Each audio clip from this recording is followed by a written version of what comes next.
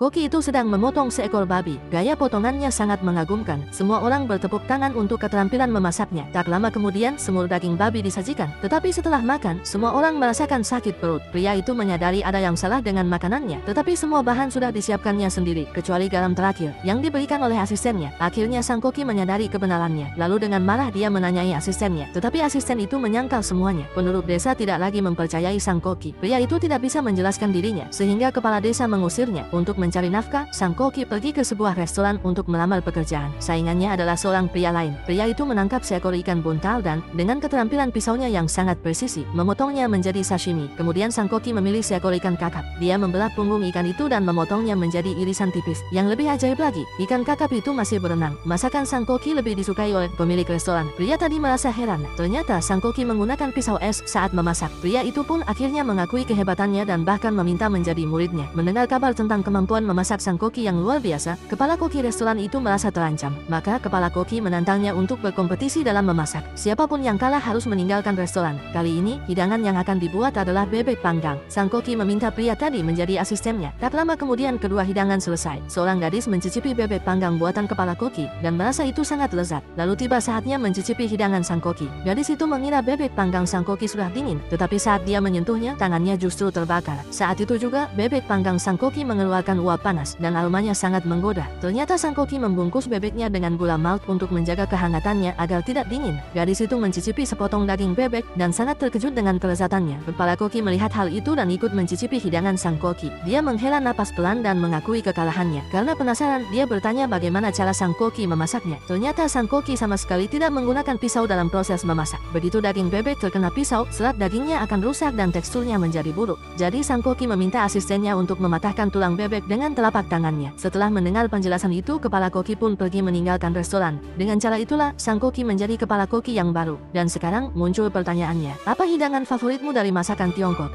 Subscribe untuk rekomendasi film lainnya.